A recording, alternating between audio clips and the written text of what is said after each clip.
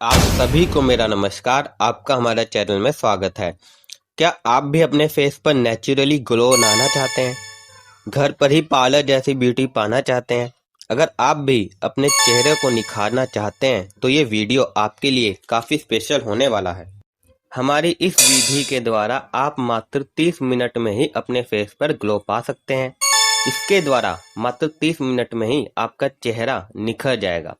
इसके लिए आपको सबसे पहले लेना है 50 ग्राम मुल्तानी मिट्टी।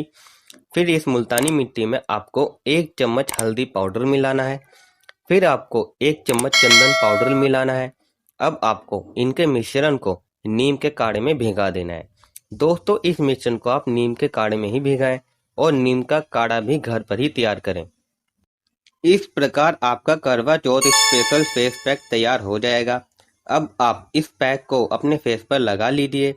दोस्तों, अगर आपको घर पर फेस पैक बनाना नहीं आता है तो हमने इस पर वीडियो बना रखा है, जिसका लिंक आपको ऊपर आई बटन में मिल जाएगा। उस वीडियो के जरिए आप घर पर ही फेस पैक तैयार कर सकते हो, और वो भी नेचुरली। आशा करता हूँ कि आपको ये वीडियो और जानकारी दोनों अच्छे लगे होंगे और आपके लिए फ़ायदेमंद होंगे।